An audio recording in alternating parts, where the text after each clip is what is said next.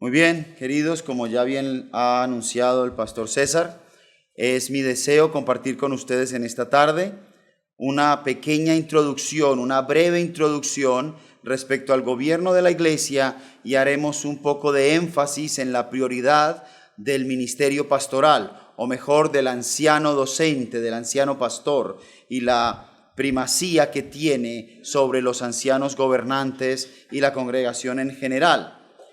Debo de antemano disculparme porque no voy a poder cubrir todo el tema en esta tarde, ni siquiera en esta más la otra. Este es un tema que demandaría una serie de estudios y desde luego el estudio juicioso, como decimos, por parte de cada uno de ustedes. Y también debo disculparme porque les voy a dar mucha información. Entonces va a ser un poco más denso de seguir, pero espero que con la ayuda de Dios y tal vez tratando de hacerlo un poco a manera de catequesis, ¿no? Preguntas, respuestas, tal vez sea un poco más fácil de lidiar con el tema. Dicho esto, y para prepararles en lo que me dispongo a hacer, vamos entonces directo a nuestro tema. Al hablar del gobierno de la iglesia, es menester preguntarnos cuántos tipos de gobierno eclesial hay. ¿Qué tipos de gobierno de iglesia hay? Y históricamente se han desarrollado 4 formas de gobierno eclesial. Esto a la luz de la historia. Hay quienes argumentan o defienden otros tipos de gobierno que se han inventado, pero históricamente encontramos 4 tipos de gobierno, que son el gobierno episcopal o prelado. Es el que encontramos que, por ejemplo, en la iglesia católico romana o en la iglesia ortodoxa, donde el papa o el patriarca están en la cima de un sistema piramidal de individuos que gobiernan la iglesia. En segundo lugar, encontramos el gobierno presbiteriano, que es el gobierno de asamblea de ancianos dirigidos por presbiterios, sínodos y asambleas. Es decir, hay otros que inciden en el gobierno de las iglesias locales. También encontramos el gobierno congregacional, que defiende la utopía de la democracia dentro de la iglesia, la democracia en la iglesia. Y en cuarto lugar tenemos el gobierno independiente, gobernado por ancianos por consentimiento de la iglesia local. Esa es la forma de gobierno que este servidor y nosotros consideramos es el modelo bíblico de gobierno de iglesia local. El gobierno independiente. ¿Existe algún principio bíblico que regule el gobierno de las iglesias, de la iglesia local, o simplemente podemos elegir uno de estos 4 como nos parezca? Es decir, hombre, me gusta más el congregacional, pues elijamos ese. O me gusta más el presbiteriano, agarremos ese. ¿Podemos hacer eso o existe algún principio que regule esto? Desde luego hay principios bíblicos que regulan el gobierno de la iglesia. El principio regulador que tanto se menciona con respecto a la adoración no solo aplica a la adoración, sino a todo ámbito eclesial, a todo. La Biblia debe ser lo que regule lo que hacemos, por qué lo hacemos, cómo lo hacemos. Así que por supuesto que encontramos claramente en la palabra de Dios la forma en la que debemos gobernar, la iglesia local. Creo que la Confesión de Fe Bautista de 1689 deja esto muy claro en su artículo número 1, párrafos 6, 9 y 10. No los voy a leer por razón del tiempo, pero ustedes pueden hacerlo. Y allí encontramos, ustedes saben que en el artículo 1 de la Confesión de Fe se nos habla acerca de la Escritura. Y allí entonces en estos párrafos 6, 9 y 10 se nos dice que es la Biblia la que regula todo lo que tiene que ver con el manejo de la iglesia. Y por supuesto el gobierno de la iglesia está allí incluido. Hay algunos aspectos que deben ser, vamos a decir, manejados conforme al orden natural de las cosas, aunque la Biblia no lo diga específicamente, pero nada de lo que hagamos en la iglesia puede contravenir un claro principio bíblico. Por ejemplo, bancas o sillas Bien, la Biblia nos da libertad en esto, siempre y cuando lo que se elija no vaya a atentar contra la reverencia, por ejemplo, lo cual la Biblia sí establece claramente. Entonces debemos buscar que lo que se haga en la iglesia siempre esté regulado, bien sea de manera directa o por un principio, por la Escritura, por la palabra de Dios, y el gobierno desde luego no es la excepción. Recuerden, lean estos 3 párrafos, el párrafo 6, 9 y 10 de la Confesión de Fe, el primer artículo de la Confesión de Fe, y allí ustedes encontrarán cómo la Biblia debe regular el gobierno de la iglesia y todo lo que hagamos. Esta mañana en la palabra del Señor nos hablaba al respecto de este mismo tema, la importancia que tiene la palabra de Dios para nosotros en todo lo que hacemos. Así que es la palabra de Dios la que regula tan importante asunto en la vida de una iglesia, como es la forma en que debe ser gobernada. Y para esto es de vital importancia preguntarnos, ¿quién es la cabeza de la iglesia? ¿Quién determina todo realmente? Bien, en esto la Escritura es muy clara. La iglesia tiene una sola cabeza, Cristo Jesús. Cristo es la cabeza de la iglesia. Efesios capítulo 1, versículo 20 nos dice, la cual operó en Cristo, resucitándole de los muertos y sentándole a su diestra en los lugares celestiales, sobre todo principado y autoridad y poder y señorío, y sobre todo nombre que se nombra, no solo en este siglo, sino también en el venidero. Y sometió todas las cosas bajo sus pies, y lo dio por cabeza sobre todas las cosas a la iglesia, la cual es su cuerpo, la plenitud de aquel que todo lo llena en todo.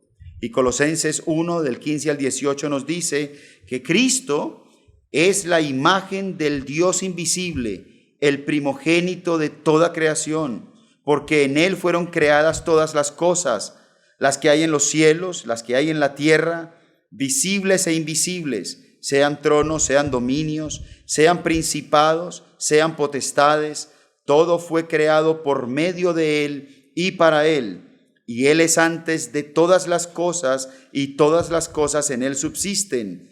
Y Él es la cabeza del cuerpo que es la iglesia, el que es el principio, el primogénito de entre los muertos, para que en todo tenga la preeminencia. Cristo es la cabeza de la iglesia. Este es el principio fundamental del gobierno de la iglesia local. ¿Quién es el que determina lo que se hace? Cristo. Él es el Señor de la iglesia. ¿Y cómo ejerce Cristo su señorío sobre la iglesia? A través de su santa palabra, únicamente. Y Él ejerce su señorío en sus 3 oficios. No podemos dividir a Cristo. Es decir, Él es cabeza de la iglesia local como profeta en cuanto a la enseñanza bíblica, como sacerdote en cuanto a la adoración correcta, como rey, sujeción y organización conforme a su palabra. Evidentemente hay mucho más que podríamos decir de los oficios de Cristo, pero en lo que nos compete al gobierno de la iglesia, tengamos en cuenta que Cristo no puede ser dividido. Él es profeta, sacerdote y rey de su iglesia. Cristo, como cabeza única de la iglesia, ha dado el poder de gobierno a cada iglesia local. Él es quien determina lo que se hace y ha determinado dar el gobierno de la iglesia, el poder de gobierno de la iglesia a cada iglesia local. De modo que el poder de gobierno de la iglesia reside en la iglesia local, pero la autoridad para ejercer dicho gobierno reside en los ancianos nombrados, señalados y reconocidos por la iglesia local. A este principio se le conoce como el gobierno independiente por consentimiento. Permítanme repetir esto una vez más por si de pronto no fui claro. El poder de gobierno reside en la iglesia local, pero la autoridad para ejercer ese gobierno reside en los ancianos señalados, nombrados y reconocidos por la iglesia local. A este principio se le conoce como la forma de gobierno independiente por consentimiento. Mateo 18, versículos 15 al 20, un texto muy conocido a este respecto. Por tanto, si tu hermano peca contra ti, ve y repréndele estando tú y él solos. Si te oyere, has ganado a tu hermano. Mas si no te oyere, toma aún contigo a uno o dos, posiblemente ancianos de la iglesia, para que en boca de 2 o 3 testigos conste toda palabra. Si no los oyere a ellos, dilo a la iglesia. Y si no oyere a la iglesia, tenle por gentil y publicano. De cierto os digo que todo lo que atéis en la tierra será atado en el cielo, y todo lo que desatéis en la tierra será desatado en el cielo. Otra vez os digo, que si 2 de vosotros se pusieren de acuerdo en la tierra acerca de cualquiera cosa que pidieren, en ese contexto que estamos viendo, les será hecho por mi Padre que está en los cielos. Porque donde están 2 o 3 congregados en mi nombre, allí estoy yo en medio de ellos. Notamos que la instrucción del Señor para lidiar con asuntos serios en la congregación no es llevar al ofensor al sínodo, a la asamblea o al presbiterio, sino que la última instancia es la propia iglesia local. No hay instancias fuera de la iglesia local.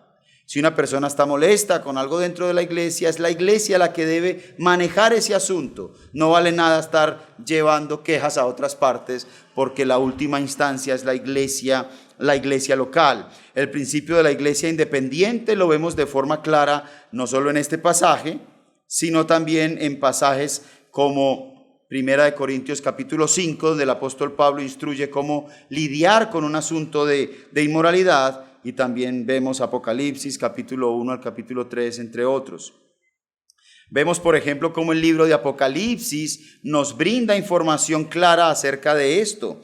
Y es que en el capítulo 1 se nos muestra a nuestro Señor Jesucristo en su estado de exaltación, ya no de humillación, sino glorioso, resucitado. El apóstol Juan lo describe de manera impresionante y nos dice que estuvo muerto, pero ahora vive por los siglos de los siglos y tiene las llaves de la muerte y el Hades. Él es el alfa, la omega, el principio y el fin, dueño y señor de la iglesia, la cabeza de la iglesia. Y se nos dice que se mueve en medio de 7 candelabros individuales. La palabra es lugnia, que significa candelero, que viene de un término lugnos, que significa lámpara. Es decir, aquí no se está haciendo alusión a ese candelabro de 7 brazos con las 7 lámparas que había en el lugar santísimo, sino a 7 lámparas individuales.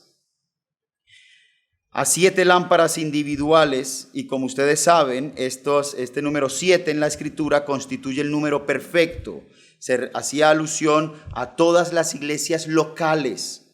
Y el Señor se mueve en medio de estas iglesias locales. Vemos también, por ejemplo, que el Señor se dirige en el capítulo 2 y 3, se dirige el Señor a iglesias locales para tratar asuntos concretos con iglesias individuales. Si el modelo fuera presbiteriano, el Señor habría dicho, escribe al presbiterio de Asia o a la asamblea de Asia, y hubiese tratado un solo tema y ya desde ahí distribuyen a las demás iglesias. No, el Señor dijo, escribe a la iglesia de Éfeso, escribe a la iglesia de la Odisea, escribe a la iglesia de Tiatira, y así a las 7 iglesias. Y además encontramos que el Señor tenía en su mano allí 7 estrellas, una por iglesia. ¿Y quiénes son esas estrellas? La palabra nos lo dice, nos dice que esas estrellas eran los pastores de cada iglesia. Una estrella por iglesia, un pastor por iglesia. Alguien podría decir, bien, pero ustedes mismos defienden que en el libro de Apocalipsis hay simbolismo y sin embargo ahora estás usando estos símbolos para defender vuestra postura. Bueno, ya veremos un poco más al respecto cuando hablemos acerca de la prioridad del anciano pastor, pero por ahora vamos a avanzar mirando otros pasajes que nos brindarán más luz al respecto. A los líderes de una iglesia se les conoce como oficiales. No es que el término líder sea incorrecto, porque de hecho lideran la iglesia, sino que se les conoce como oficiales por razón del oficio que están ejerciendo.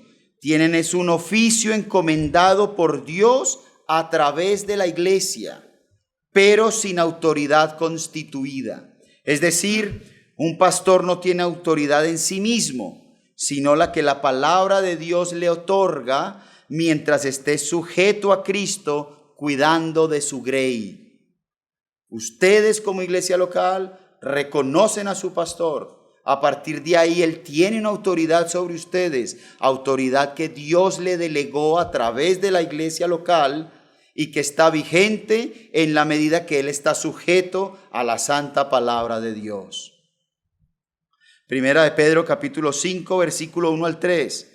Ruego a los ancianos que están entre vosotros, yo anciano también con ellos, dice el apóstol Pedro, y testigo de los padecimientos de Cristo, que soy también participante de la gloria que será revelada. Apacentad la grey de Dios que está entre vosotros, cuidando de ella, no por fuerza, sino voluntariamente, no por ganancia deshonesta, sino con ánimo pronto, no como teniendo señorío sobre los que están a vuestro cuidado, sino siendo ejemplo de la grey. Primera de Timoteo 5, del 1 al 2 nos dice: no reprendas al anciano, sino exhórtale como a padre, a las más jóvenes como hermanas, a las ancianas como a madres, a las jovencitas como hermanas, con toda pureza. El pastor es un líder amoroso que con la autoridad delegada de la iglesia y dada por Dios, cuida de la grey. ¿Qué clases de oficiales hay? ¿Qué clases de oficiales hay? Efesios capítulo 4, versículo 11. Dice la Escritura que el Señor mismo constituyó a unos apóstoles, a otros profetas, a otros evangelistas, a otros pastores y maestros. Dice la Escritura desde el versículo 8 del capítulo 4 de Efesios, por lo cual dice: subiendo a lo alto, llevó cautiva la cautividad y dio dones a los hombres. Un buen pastor es un don de Dios. Ancianos, conforme al corazón de Dios, son un don de Dios para la iglesia. ¿Qué clases de oficiales hay? Hay oficiales extraordinarios y oficiales ordinarios. ¿Qué son los oficiales extraordinarios? El texto nos lo dice. Nos dice que hay apóstoles, profetas y evangelistas. Estos son extraordinarios porque tuvieron un llamado extraordinario. Tuvieron dones extraordinarios para un tiempo limitado, que fue durante la fundación de la iglesia. Después de que la iglesia fue fundada, ya no necesitamos ni hay apóstoles, ni profetas, ni evangelistas en el sentido sobrenatural o extraordinario del término. Claro que estamos llamados a evangelizar, pero no con señales y prodigios como sucedía en el tiempo apostólico. En Efesios capítulo 2, versículo 20 nos dice la palabra de Dios: edificados sobre el fundamento de los apóstoles y profetas, siendo la principal piedra de ángulo Jesucristo mismo. Esos oficiales extraordinarios fueron de fundación, fundacionales para la iglesia. No hay instrucción bíblica para nombrar apóstoles en una iglesia. Una iglesia no puede decir: vamos a imponerle las manos a este hermano y lo vamos a nombrar apóstol. No tenemos eso en la Biblia. Y si no está en la Biblia, no lo consideramos. Tampoco podemos nombrar profetas, ni a nadie le vamos a dar aquí la unción del evangelista, porque eso no existe hoy. Fueron oficiales extraordinarios, pero gracias al Señor tenemos oficiales ordinarios, pastores y maestros que tenemos allí en Efesios capítulo 4, versículo 11, y en Hechos capítulo 6 se nos menciona otro tipo de oficial, que son los diáconos. Es decir, ancianos y diáconos, puestos por Dios para la edificación y cuidado de la iglesia hasta que Él vuelva. Y sí tenemos instrucción en la Biblia para nombrar a estos oficiales. La Biblia sí nos enseña cómo nombrar pastores, cómo nombrar diáconos. ¿Qué tipos entonces de oficiales hay? Ya vimos qué clases de oficiales hay: extraordinarios, para un tiempo limitado, apóstoles, profetas, evangelistas, y ordinarios, que estos sí estarán vamos a decir, vigentes hasta que el Señor vuelva por su iglesia. Ahora, ¿qué tipos de oficiales hay en una iglesia local según la Biblia? Ancianos y diáconos. ¿Cómo se nombran los oficiales? Lo estoy haciendo así de manera de pregunta y respuesta para ir más rápido. ¿Cómo se nombran estos oficiales? La elección de los ancianos, queridos, y de los diáconos, la elección de estos se hacen por dirección de los ancianos existentes y por votación de la membresía de la iglesia. Y de esto tenemos precedente en textos muy claves como Hechos capítulo 6, versículos del 3 al 6. Hechos capítulo 6, del 3 al 6. Dice allí la palabra del Señor. Estos son los apóstoles hablando. Buscad pues, hermanos, entre vosotros a 7 varones de buen testimonio, llenos del Espíritu Santo y de sabiduría, a quienes encarguemos este trabajo. Los ancianos, los oficiales extraordinarios que presidían la iglesia de Jerusalén, dijeron a la iglesia local: ustedes mismos traigan delante de nosotros a hermanos con estas y estas y estas características. No el que mejor le cae, el que tiene mejor manera de hablar o en fin, sino que habían características muy concretas, de buen testimonio y llenos del Espíritu Santo. Y luego, si vamos al capítulo 3 de Primera de Timoteo, encontramos una lista más exhaustiva de esto y esperamos verlo el próximo domingo cuando hablemos acerca de los diáconos. Y en Hechos capítulo 14, versículo 23, nos da también un pasaje muy interesante, muy relevante para nosotros. Dice: y constituyeron los apóstoles ancianos en cada iglesia, y habiendo orado con ayunos, los encomendaron al Señor en quien habían creído. Ahora, ese término constituyeron da la impresión de que los apóstoles fueron los que dijeron: bueno, tú y tú, ancianos. Pero no fue así. Cuando leemos en el texto griego, encontramos que la palabra es heirotoneo, que significa claramente uno que alcanza con la mano, o mejor dicho, un votante. Es decir, los apóstoles lideraron una elección de ancianos en las iglesias locales. Fue a mano alzada, es lo que nos dice el texto en Hechos capítulo 14, versículo 23. Así que los oficiales se nombran por dirección de los ancianos existentes, que son los que presentan los candidatos a la iglesia local, y la iglesia local entonces, por elección, elige a estos hermanos, los nombra, los reconoce. De hecho, dice: yo te reconozco como un anciano. Y a partir de ese momento lo que estamos diciendo es: me comprometo a obedecerte y a seguir tu piadoso liderazgo y a apoyarte en la obra del Señor, como seguiremos viendo en este tiempo. No debemos confundir la elección de ancianos con la ordenación de ancianos. Son dos cosas diferentes. La ordenación de los ancianos debe ser llevada a cabo de forma exclusiva por los ancianos, quienes en oración y ayuno deben imponer sus manos sobre el anciano en presencia de la iglesia local que lo eligió. Tenemos un precedente de esto, Números 27-22. Y Moisés hizo como Jehová le había mandado, pues tomó a Josué, lo puso delante del sacerdote Eleazar y de toda la congregación, y puso sobre él sus manos y le dio el cargo como Jehová había mandado por mano de Moisés.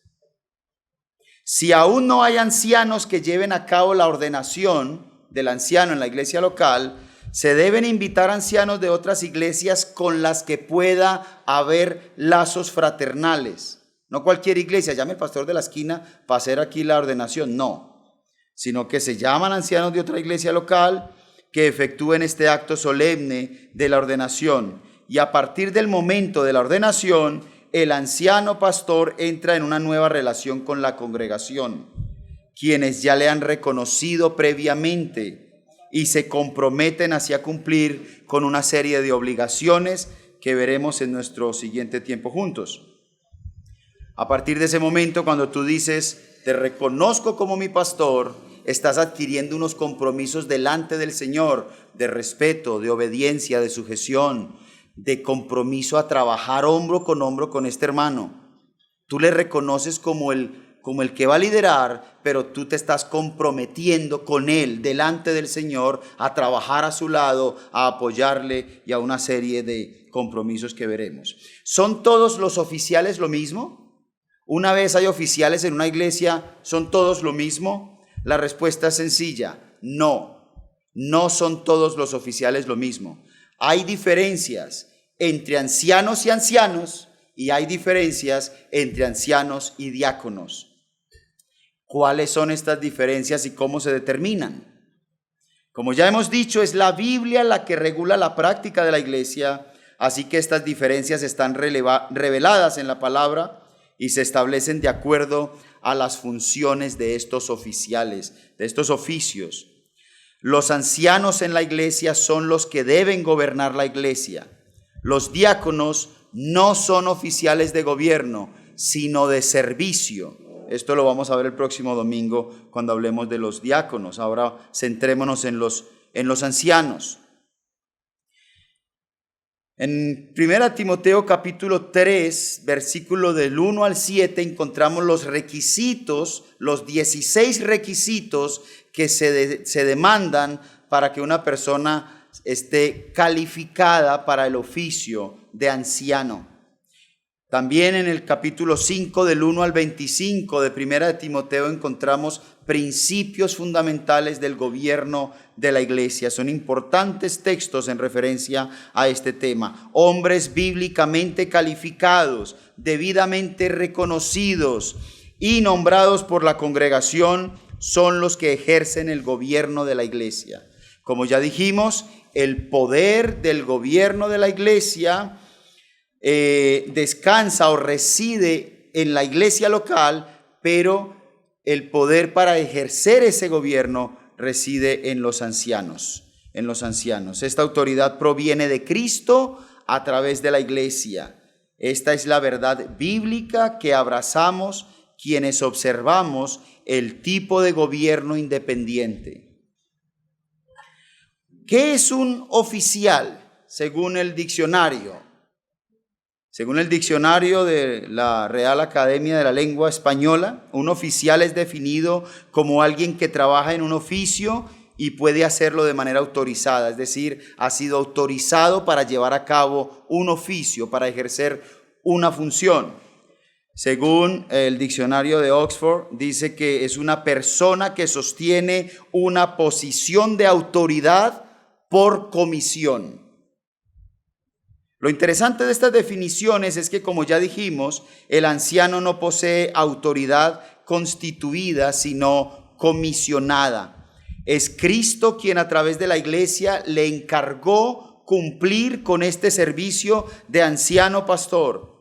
Esa es una de las muchas razones por las que un pastor nunca debe gritar a un miembro de su congregación.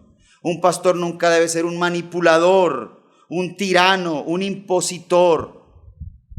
Porque el gobierno bíblico de la iglesia, si bien da primacía al anciano pastor, este gobierna por consentimiento. La iglesia local le ha dicho, gobiérnanos, te reconocemos. No es una autocracia, no es que aquí se dice lo que yo diga y punto porque yo quiero, no. Y las herramientas que Dios le ha provisto para exhortar y guiar al rebaño no pasa por la imposición forzada, autoritaria o manipuladora en ningún sentido, sino que procura siempre de manera amorosa y persuasiva guiar a su congregación al cumplimiento de sus obligaciones cristianas, que en todo caso son para con su Dios y Salvador.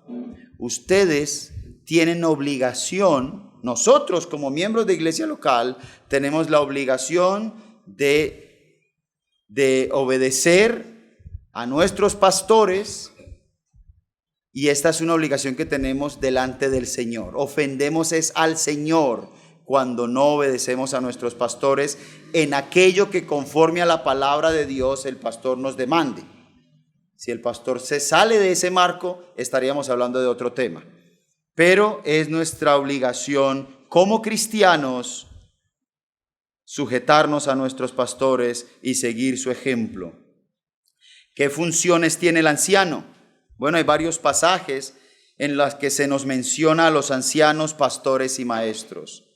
Creo que la etimología de la palabra nos brinda una valiosísima información en cuanto a la función que desempeñan. Es decir, ¿para qué sirve un anciano, un oficial, un anciano? ¿Qué hace? ¿Qué hace en la iglesia realmente? ¿Qué es el pastor? En 1 Timoteo capítulo 3 versículo 1 nos dice, palabra fiel, si alguno anhela obispado, buena obra desea. Pero es necesario que el obispo sea, y continúa. La palabra obispo es episcopos, es decir, superintendente. Es la unión de dos palabras, epis, que significa el que distribuye orden, el que da dirección, es decir, el que está sobre. ¿Pero sobre para qué? La segunda palabra es copos, para vigilar. El obispo, la función es vigilar a su congregación, cuidar su congregación. Estas son palabras intercambiables para el anciano pastor. Obispo, anciano, maestro, pastor. En Tito capítulo 1 versículo 5 nos dice, por esta causa te dejé en Creta, para que corrigieses lo deficiente y establecieses ancianos en cada ciudad, así como yo te mandé. Aquí el término griego que traduce como anciano es presbúteros, que significa anciano como sustantivo. Hay otro término que es presbutes, que es el adjetivo, viejo, persona mayor. Pero presbúteros hace alusión a una persona sabia, experimentada, una persona que conoce, que es confiable, que es afable y por lo tanto se le asigna el papel de gobernar, de enseñar, de dirigir. Por eso al pastor se le llama anciano también.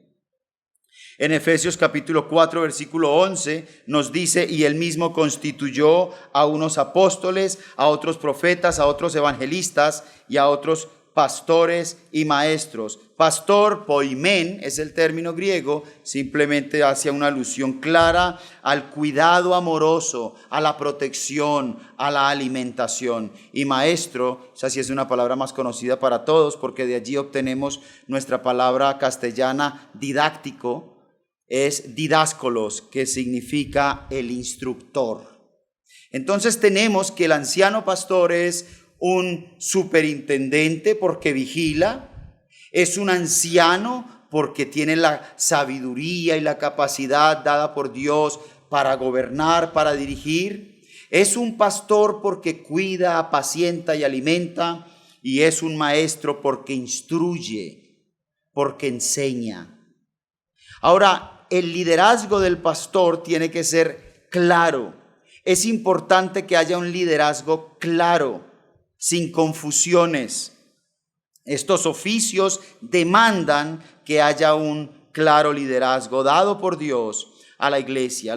Esto lo encontramos en la palabra de Dios a lo largo de todo el texto bíblico, empezando por Abraham como anciano y pastor de su gran familia, siendo esto un ejemplo de la congregación actual, pasando por Moisés y sus jueces hasta los apóstoles y pastores de las iglesias. El liderazgo debe ser claro para que el orden se mantenga y el gobierno sea claro y haya un objetivo y saber para dónde vamos. Eso es muy importante, muy importante. ¿Cuántos ancianos puede haber en una iglesia? En una iglesia debe haber por lo menos uno. Una iglesia local, antes de reconocer cualquier otro oficio, cualquier otro oficial, debe reconocer a un anciano docente o pastor. Es lo primero. Primero un anciano docente o pastor. Y a partir de allí, el pastor, después de mucha oración y concienzuda consideración del caminar y testimonio de ciertos hermanos que llegan a ser un don de Dios para la iglesia local, ese anciano pastor es el que presenta a la congregación los candidatos a ancianos que según las necesidades de la iglesia sean necesarios. Y si uno de estos nuevos ancianos resulta que también es pastor porque tiene un don de maestro, entonces será un pastor que asiste al pastor titular de la iglesia, al pastor docente que sea reconocido como el pastor principal. Cuando hay más de un anciano, entonces estamos hablando de pluralidad de ancianos, lo cual no solo es lícito, sino que además es sano para una iglesia y sobre todo para su pastor. Esto no se debe hacer a la ligera, ni por urgencias. Entre otras razones, esto nos muestra que nunca puede haber pastor sin iglesia. Eso no existe, eso es una anomalía extrabíblica. Yo soy pastor, ¿dónde está tu iglesia? No, todavía no tengo, pero hice el seminario. Eso no existe. Es como decir, yo soy papá y tus hijos no tengo, pero hice un curso para papá. Es exactamente lo mismo. Yo aprendí a cambiar pañales, a dar tetero, pero aún no tengo hijos, pero ya soy papá por ese curso. No, tampoco una persona que va al seminario es pastor. Es mejor, pero lo que sí puede haber es una iglesia sin pastor. Un pastor sin iglesia no, pero una iglesia sin pastor sí. Es mejor no tener pastor que tener uno malo. Lo que una congregación, una iglesia local debe hacer sin pastor es orar al Señor de la mies para que envíe obreros a su mies. Si una iglesia no tiene pastor, ¿qué tiene que hacer? No una reunión de oración a la semana, 2 o 3 o las que hagan falta, hasta que el Señor escuche el clamor de esa iglesia fiel y envíe un obrero fiel, conforme al corazón del Señor. No debemos nombrar un pastor por urgencia, o porque es el más gracioso, o porque nos cae bien, o una hermana porque no hay hombres, y tantas otras anomalías pecaminosas que hacen las iglesias por tener un pastor cuanto antes. Tampoco hay que estar llamando, o tampoco un seminario puede nombrar un pastor en una iglesia a dedo. Mira, tú que eres pastor porque ya te graduaste, vete a esa iglesia y ahora eres el pastor de esa iglesia. Eso no es bíblico. No es conforme al Señor. No hay un precedente de eso, ni en la Escritura, ni en la historia de los bautistas particulares o la iglesia conservadora, o la iglesia de Cristo, hermanos y amigos.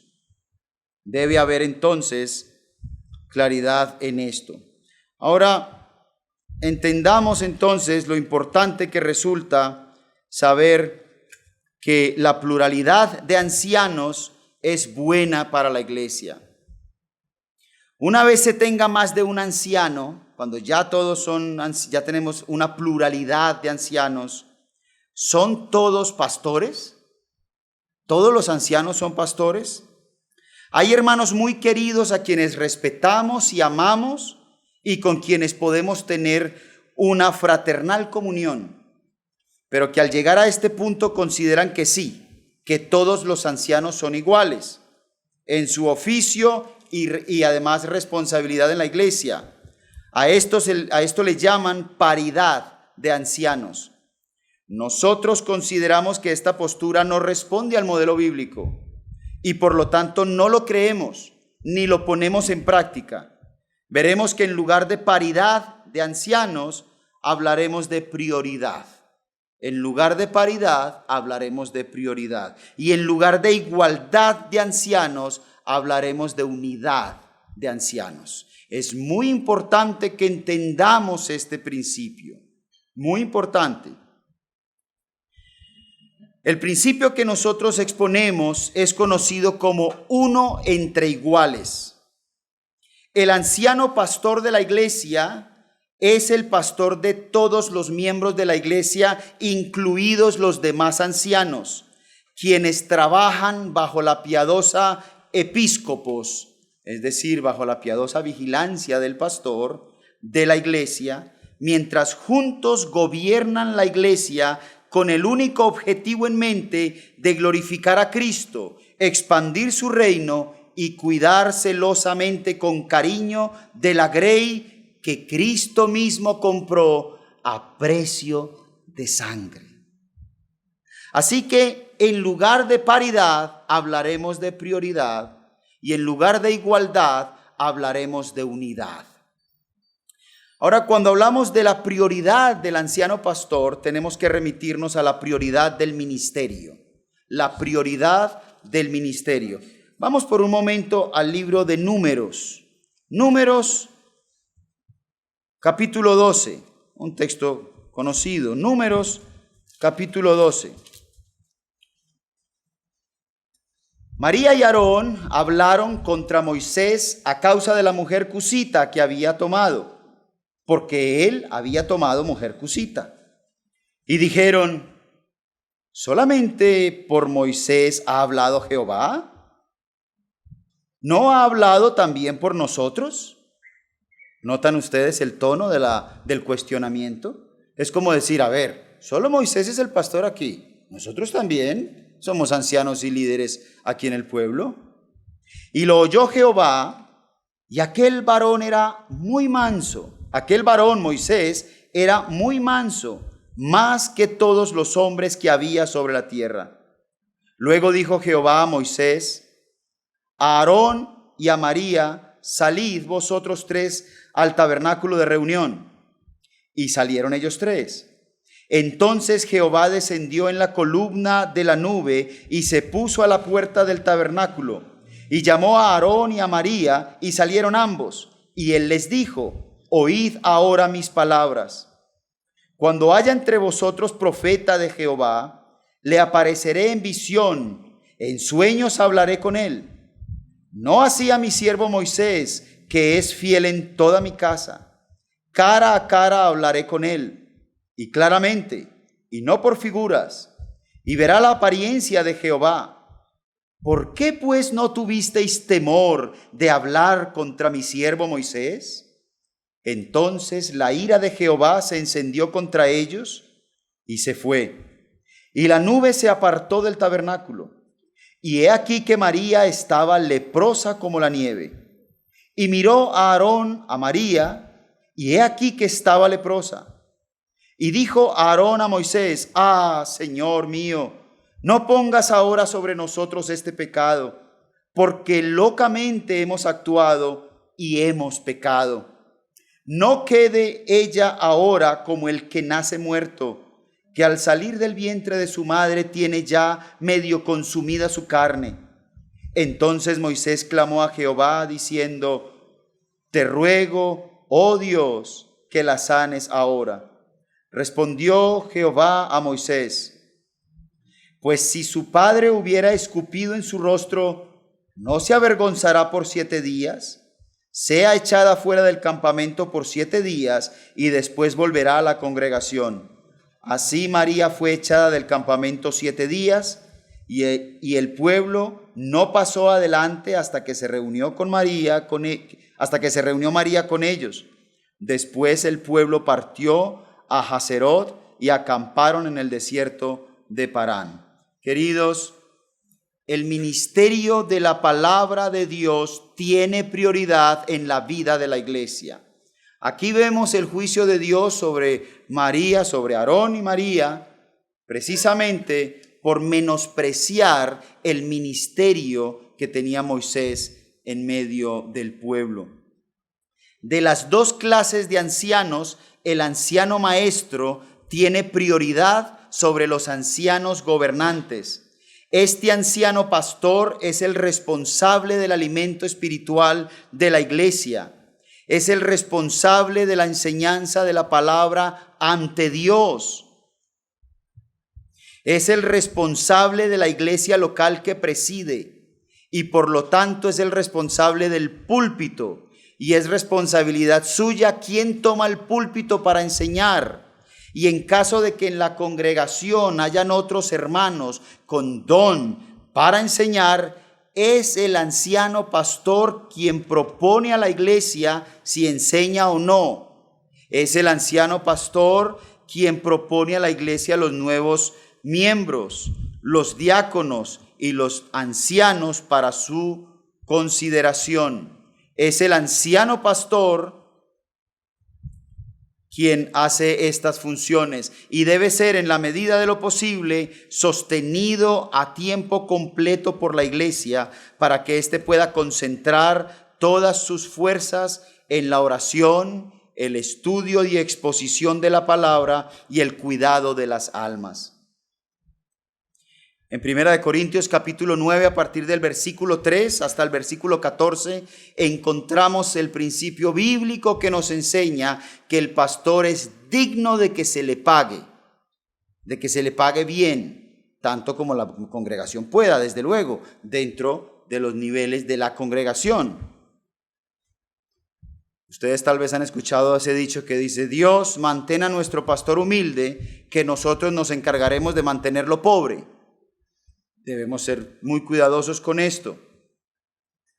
1 Corintios capítulo 9, contra los que me acusan, esta es mi defensa. ¿Acaso no tenemos derecho de comer y beber? ¿No tenemos derecho de traer con nosotros una hermana por esposa, como también los otros apóstoles y los hermanos del Señor y de Cefas? ¿O solo yo y Bernabé no tenemos derecho de no trabajar? ¿Quién fue jamás soldado a sus propias expensas? ¿Quién planta viña y no come de su fruto? ¿O quién apacienta el rebaño y no toma de la leche del rebaño?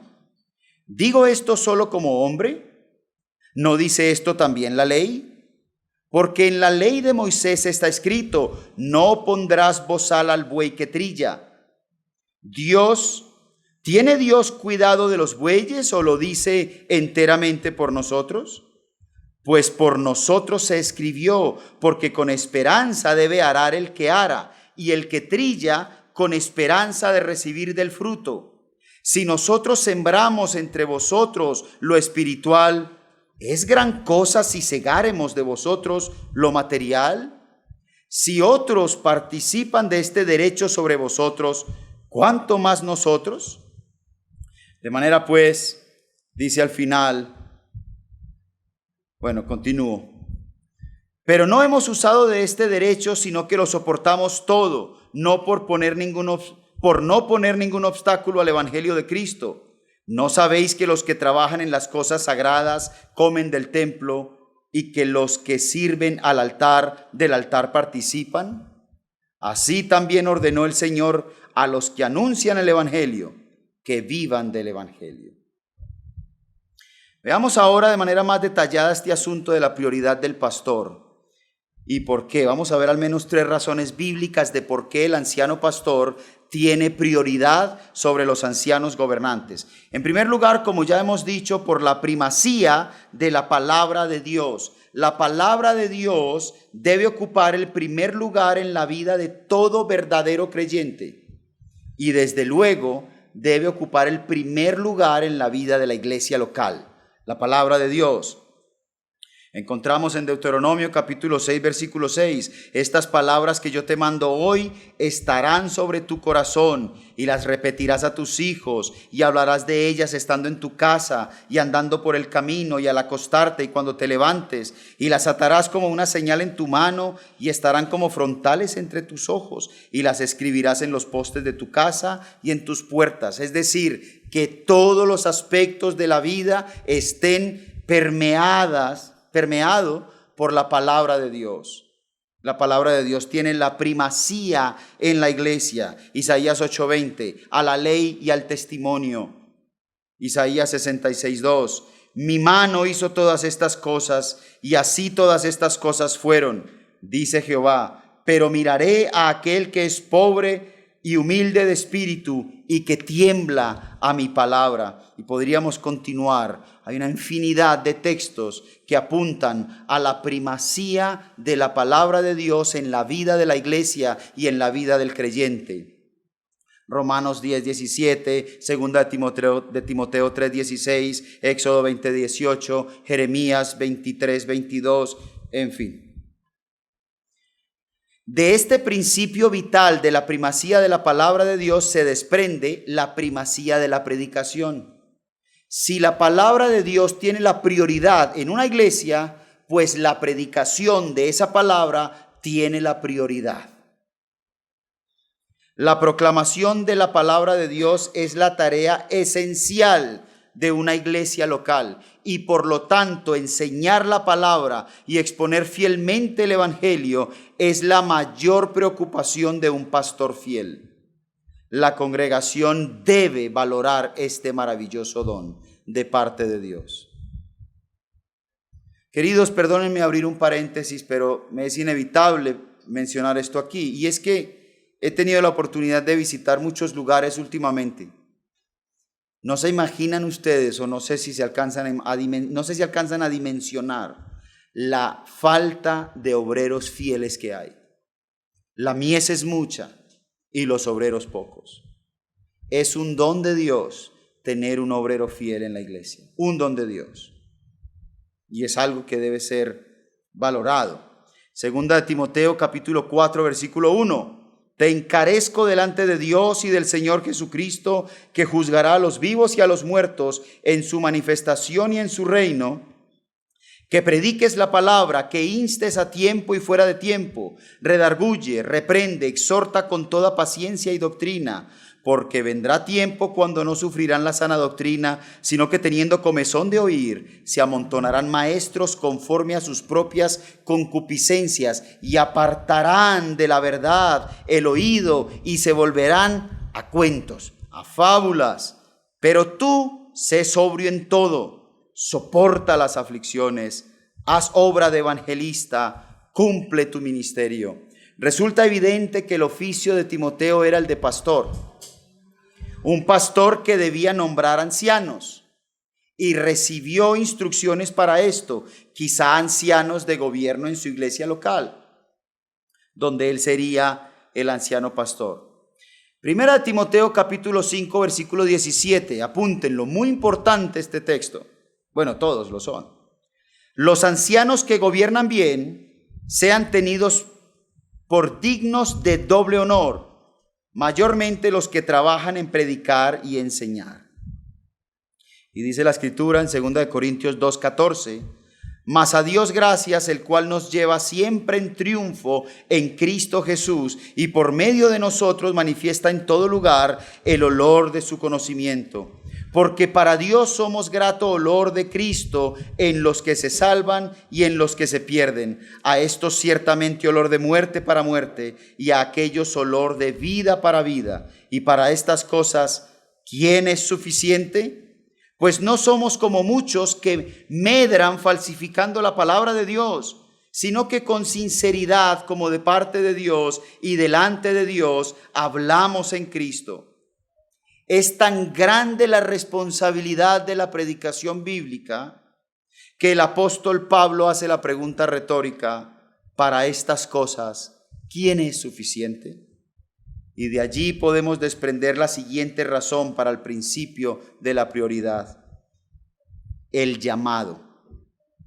Todo verdadero ministro de la palabra debe tener un llamado divino, un impulso interior dado por Dios. Este impulso no debe confundirse con un deseo de vanagloria o con una estimación errónea de que yo hablo bonito y entonces Dios me llamó. No, ya que puede haber alguien con un don de maestro y ser muy útil a la iglesia local bajo la supervisión del pastor, incluso un anciano, pero que no necesariamente tiene el llamado a ser pastor.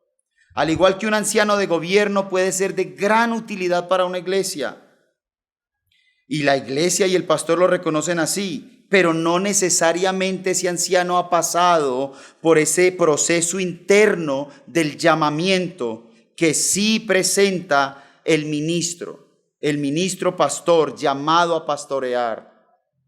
Queridos, el pastor titular de la iglesia, el pastor ha tenido un proceso interno, una obra espiritual dura, indescriptible, que desde luego no tienen todos los ancianos de gobierno, ni todos los diáconos, ni. Jeremías 1:6, y yo dije, Señor Jehová, he aquí no sé hablar porque soy niño. Y me dijo Jehová, no digas soy niño, porque a todo lo que te envíe irás tú y dirás todo lo que te mande. No temas delante de ellos, porque contigo estoy para librarte, dice Jehová. Y extendió Jehová su mano y tocó mi boca y me dijo: Jehová, he aquí he puesto mis palabras en tu boca. Y el mismo Jeremías en el capítulo 20, versículo 7: me sedujiste, oh Jehová, y fui seducido. Más fuerte fuiste que yo y me venciste. Cada día he sido escarnecido, cada cual se burla de mí, porque cuantas veces hablo, doy voces, grito violencia y destrucción, porque la palabra de Jehová me ha sido para afrenta y escarnio cada día.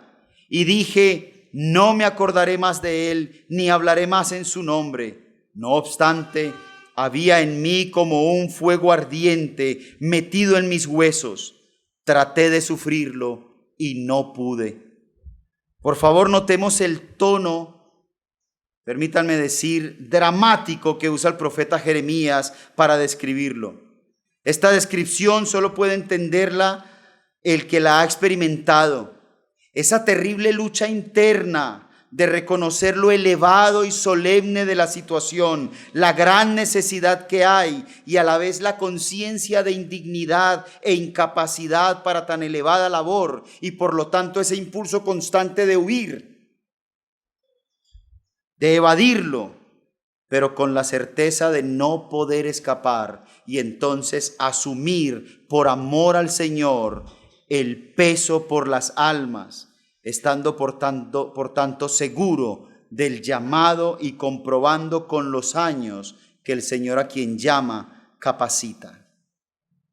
Queridos, el ministro, el anciano pastor tiene prioridad entonces por la prioridad del ministerio, por la prioridad de la palabra, por la prioridad de la predicación y por el llamado que este hombre ha experimentado de parte de Dios. Así que es Dios mismo quien envía obreros a su mies, estos dones a su mies. Mateo 9:36: y al ver las multitudes, tuvo compasión de ellas porque estaban desamparadas y dispersas como ovejas que no tienen pastor. Entonces dijo a sus discípulos: a la verdad la mies es mucha, mas los obreros pocos. Rogad pues al Señor de la mies que envíe obreros a su mies. Las cualidades de autoridad y humildad se combinan en el ministro del Evangelio. Autoridad para proclamar la palabra y humildad para, como un siervo de Cristo, servir a la iglesia. De modo que el pastor o anciano maestro es el que tiene la primacía en la iglesia como líder. Debe tener la prioridad, es decir, debe ser anterior, ocupar el lugar de mayor importancia en el liderazgo de la iglesia sobre todos los asuntos. De los dos tipos de ancianos, el anciano maestro tiene prioridad sobre los ancianos gobernantes. El próximo domingo hablaremos de los ancianos gobernantes. Podríamos tomar como ejemplo el caso de Moisés y sus 70 ancianos de Éxodo 24 a partir del versículo 9. El tiempo se me fue y no lo voy a leer entonces, pero tomen nota. Éxodo capítulo 18 a partir del... Éxodo capítulo 18 a partir del versículo 9, como Moisés tenía jueces que gobernaban sobre todo asunto, pero era él quien dirigía a estos hombres. Y en Éxodo capítulo 24, versículo 9 se nos dice cuántos jueces eran y demás. El principio es que si hay más de un anciano en la iglesia, el anciano pastor es quien dirige a los ancianos. Y este anciano pastor no lo es solo de la congregación. El pastor titular no es solo pastor de la congregación, sino también de los ancianos. Desde luego esto no es autocracia, tampoco es democracia, sino prioridad del ministerio. Y esto lo vemos de forma implícita en Apocalipsis capítulo 1, donde el Señor tiene en su mano 7 estrellas, que como nos dice el versículo 20, representan a los 7 ángeles, ángeles mensajero o pastor en este caso. De las 7 iglesias, 1 por iglesia. Y como ya mencioné, luego en el capítulo 2 y 3, le escribe a cada anciano. No le escribe al grupo de ancianos, sino al responsable de la iglesia. Aunque mañana en esta iglesia hayan más ancianos, el pastor es el responsable de esta iglesia. de esta congregación. Y esto es algo muy importante de entender. El Señor no le escribe allí en Apocalipsis al grupo de ancianos o al presbiterio o al sínodo o a la asamblea, sino a cada ministro de cada iglesia local.